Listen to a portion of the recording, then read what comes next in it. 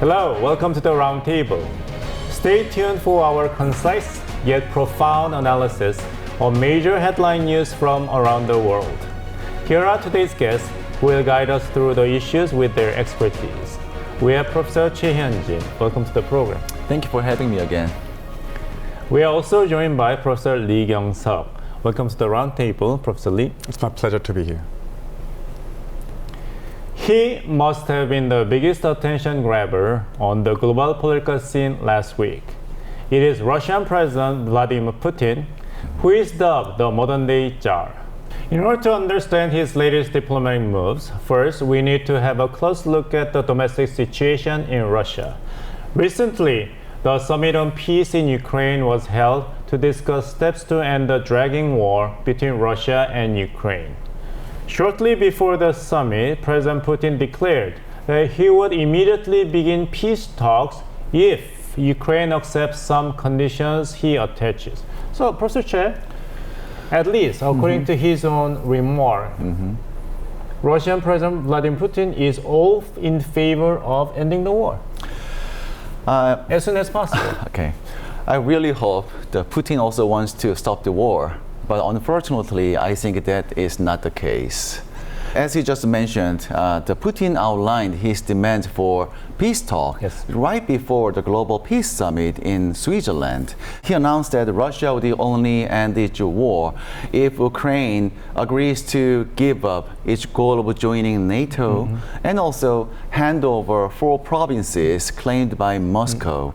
But think about these demands from Ukraine perspective. It's a demand for surrender. So naturally, the Ukraine immediately rejected them. This demand suggests that the Putin is unwilling to end the war, at least in the near future.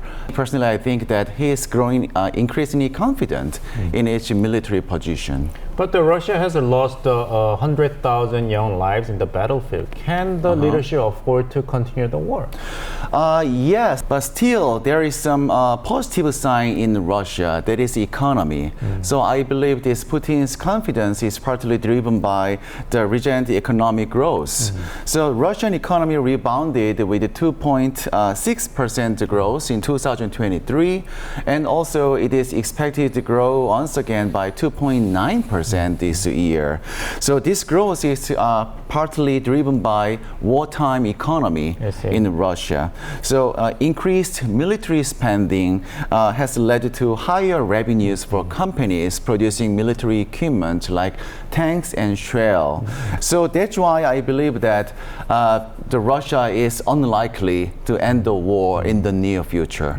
So Dr. Bong, I'm sorry for not telling you more positive story. No, I appreciate the analysis, and your analysis reveals that the only expectation that economic sanctions imposed on Russia at the beginning of the war with Ukraine will actually prevent the Putin regime from continuing the war for many years to come. But in reality, the Russian economy turned out to be quite resilient, far more resilient than expected.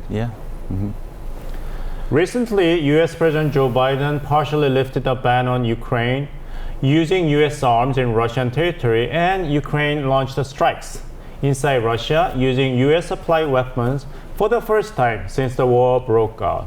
So, Professor Lee, these are new aspects of the war in Ukraine, but is there any danger of this change widening the scope of war to a dangerous level? Absolutely. So we have to understand first Washington's initial standpoint towards the Russia-Ukraine war. So the main national interest for the United States is escalation management. So the Russian nuclear doctrine provide possibility for nuclear war use in light of non-nuclear attacks from outsiders. So to prevent any escalating risk between Moscow and Washington, so Washington, United States didn't allow Ukraine to use the military attack in mainland Russian territories. But the changing international structures and the worsening battlefield condition in Ukraine, and also the pressure from United States key allies, for example, the Great Britain and Germany and France, United States changed its policies. So it partially allowed Ukraine, Kyiv, to use the United States weaponry system to attack Russia.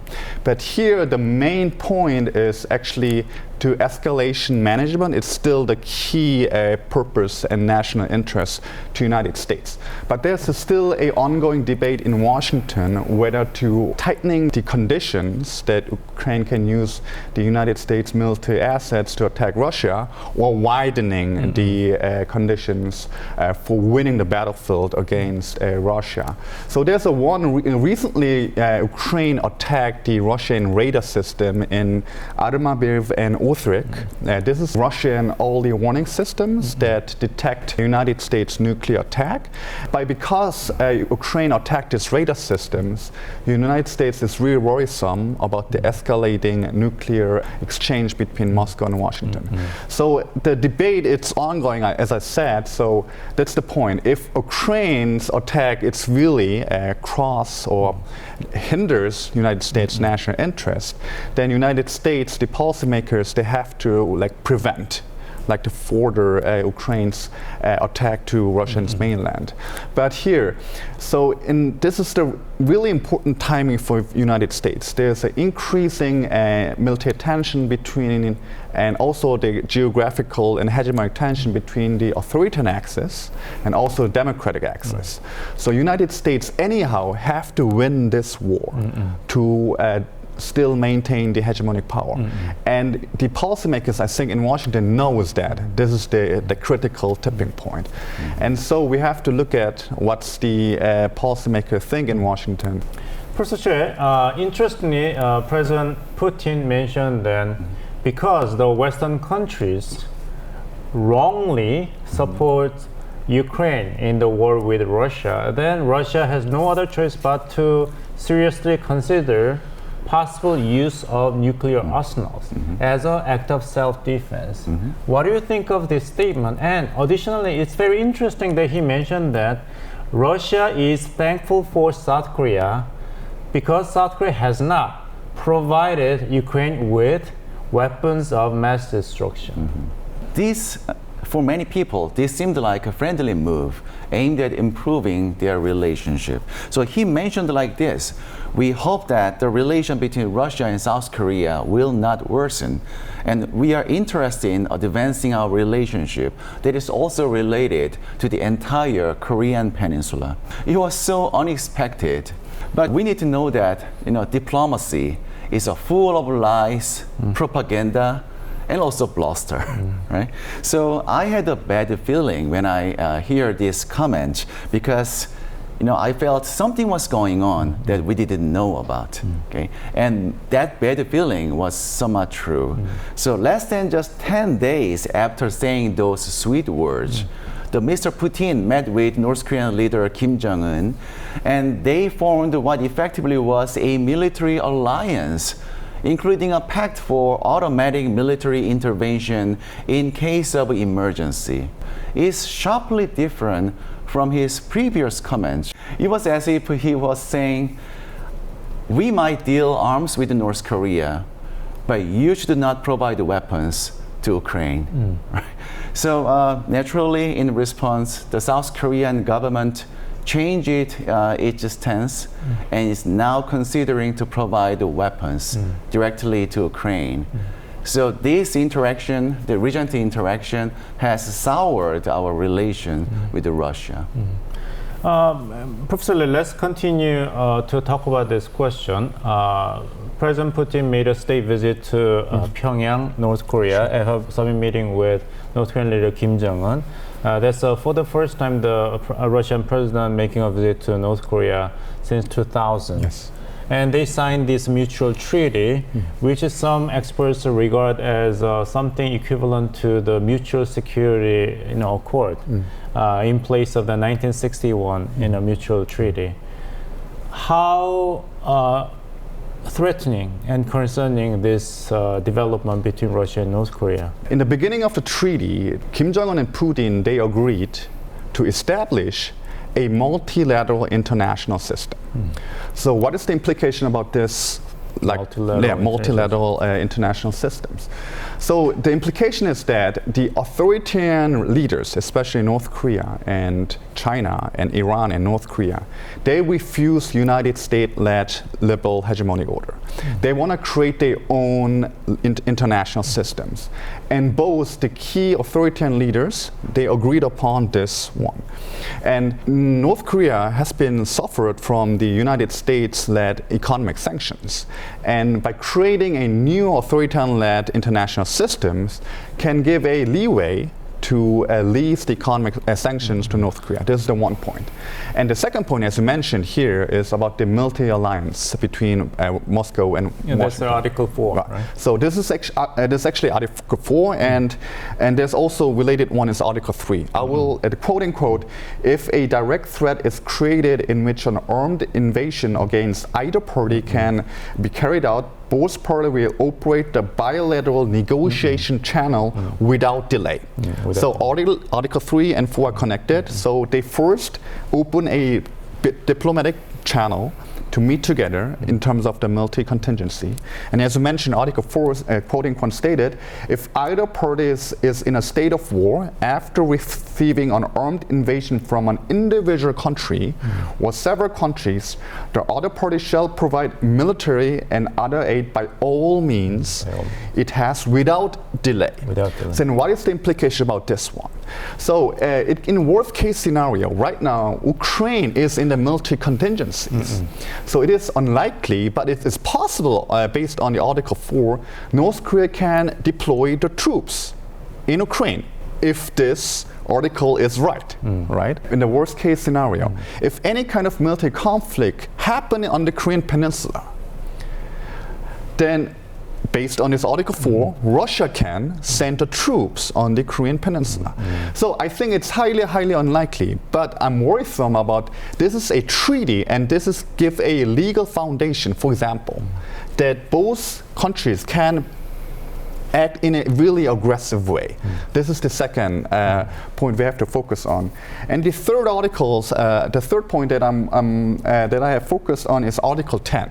So Article 10 stipulates that two sides drive to expansion and development and cooperation in the field of trade economy, investment, and science and technology. So I'm really focusing on the science and technology domain. And we have to talk about it. To what degree will Moscow transfer this sensitive military technology to North Korea? But I think the trend about close military and technology cooperation will be accelerated. There's also an ongoing debate in South Korea. To what extent will Russia will transfer for example, the sensitive satellite or missile technology or submarine technology to North Korea? But I think this is actually also provide a foundation that the two countries will do something. Professor Choi, President Putin assured that the Article 4 of the treaty signed between him and Kim Jong-un is premised upon case of actual war on the Korean Peninsula. And he said that since South Korea has no intentions to invade North Korea, there is no possibility for the Article 4 to be actually activated. Thus, there is nothing for South Korea to worry about.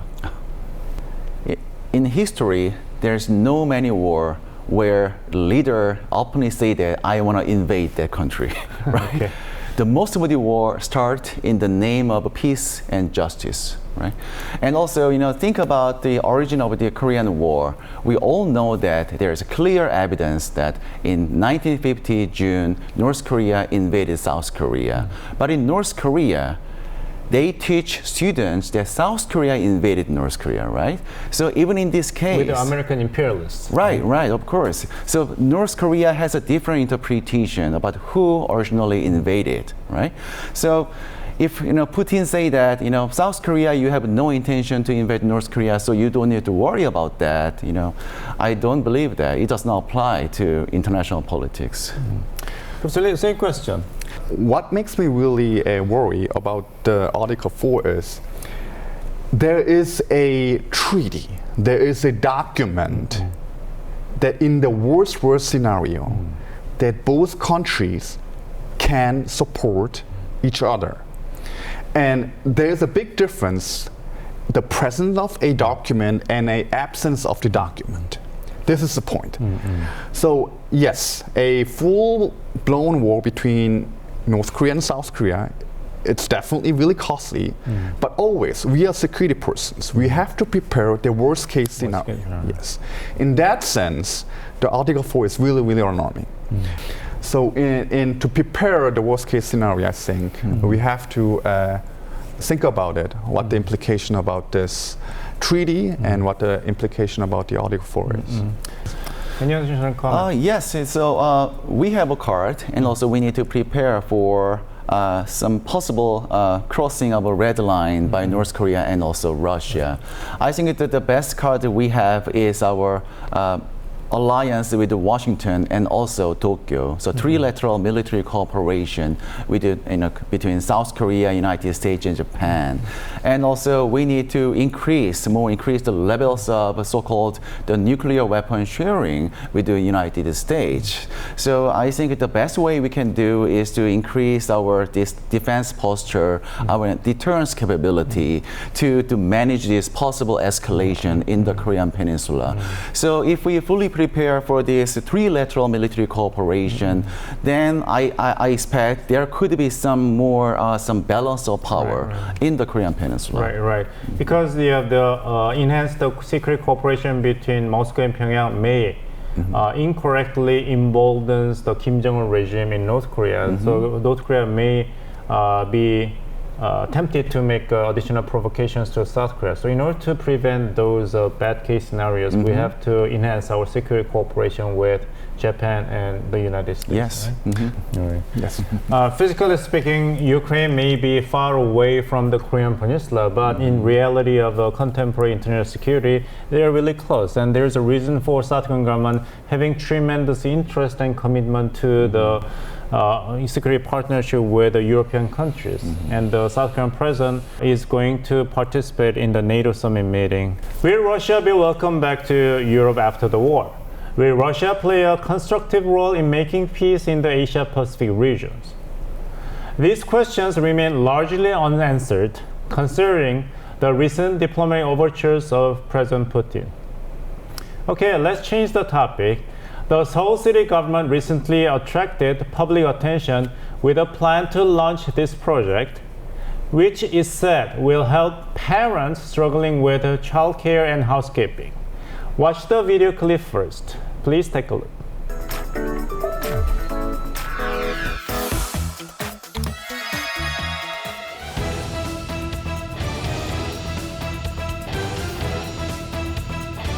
Young Koreans are busy juggling multiple roles and responsibilities in their hyper-competitive society. In particular, childcare is a huge burden for parents. Korea is seeing the largest ever number of dual-income households. The rate of working mothers is hovering around 60%. 아이들이 일단 좀 어리다 보니까 손이 많이 필요해요, 지금. 보육해주실 수 있는 분을 이제 좀 모시고 싶은데 그러기에도 또 경제적인 부담이 생기기도 하니까 어쩔 수 없이 양가 어머님들한테 도움을 청하게 되는 상황이. The supply of domestic helpers and babysitters falls far short of demand. The number of domestic helpers and babysitters more than halved from some 230,000 in the second half of 2014 to roughly 110,000 in the later half of last year. Competition is fierce for state-run babysitting services. According to the Seoul city government, parents signing up for its child care service have to wait up to 3 months before they are provided with a babysitter. The falling supply is driving babysitters' wages up. Currently, live-out nannies receive $10.85 per hour. Live-in sitters receive monthly wages ranging between $2,530 and $3,250. As a solution to this problem, the government decided to allow in foreign domestic helpers. The Seoul city government takes on the complex hiring and screening process to allow some 100 domestic helpers from the Philippines to legally work in Korea. The city government will also provide support for residences, wages, and treatment of the foreign helpers. The system will be implemented through cooperation between the two countries. The Filipino domestic workers will have opportunities to work in Korea, while Korean parents will be able to use good childcare services for relatively lower prices. 우리나라에서도 이제 그런 제도를 도입을 한다면 부담 없이 일과 육아를 병행할 수 있지 않을까라는 생각에 나라에서 그냥 아무나 쓰는 게 아니라 교육도 받고 그리고 이제 나중에 보장을 해주는 분들이라면 믿고 맡길 수 있지 않을까라는 생각을 하게 되었습니다. There are hopes that the government's policy will work out to ease the burden of childcare facing working parents.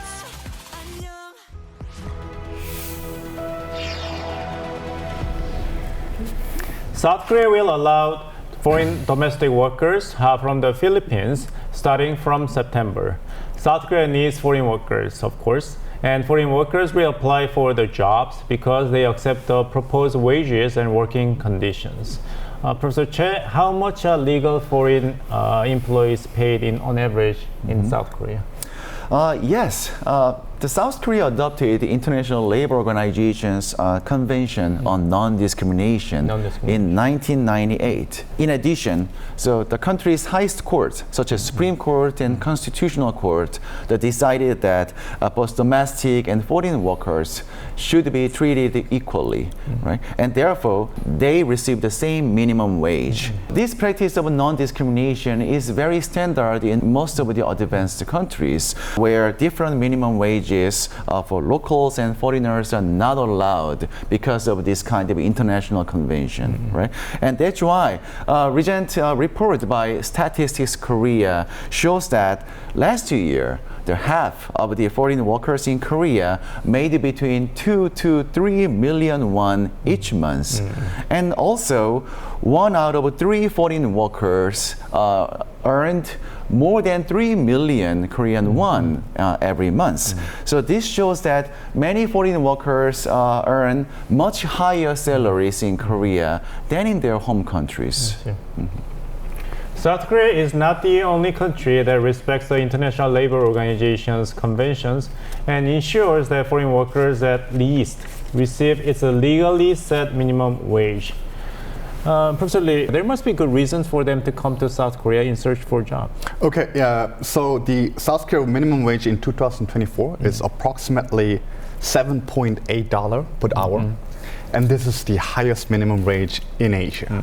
To make a direct comparison between Japan and Korea, because the most Asian foreign workers, they want to work either Japan or Korea. So they prefer to coming to Korea because the minimum wage in Korea is higher than Japan.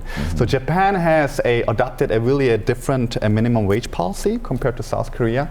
The minimum wage varies by sector and area. So Tokyo and Osaka prefecture have the highest minimum wage in Japan.